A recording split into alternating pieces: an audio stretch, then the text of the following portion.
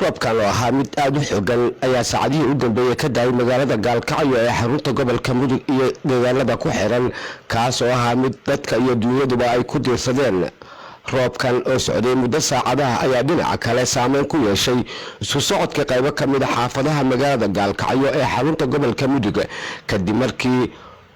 roobka daadadkii ka dhashay sababeen inay xirmaan wadooyin badan oo ku yaala xaafadaha magaalada qaarkood maadaama magaaladu aysan lahayn biyo mareeno loogu talagalay inay ka gudbaan biyaha mararka ay roobku da'aan. taasna waxa ay keentay in daadadka ka dhashay roobku ay barakiciyaan qoysas badan kadib markii biyaha ka rogmanay wadooyinka ay u galeen xaafadahooda.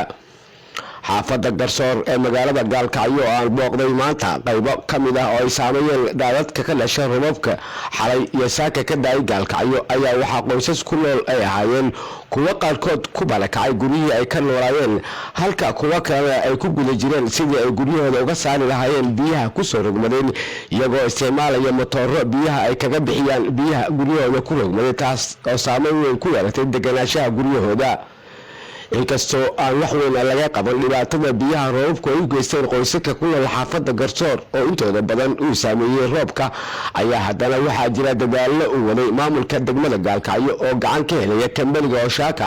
taa oo ku aadan si biyaha loogu furi lahaa meelo ay ka gudbaan.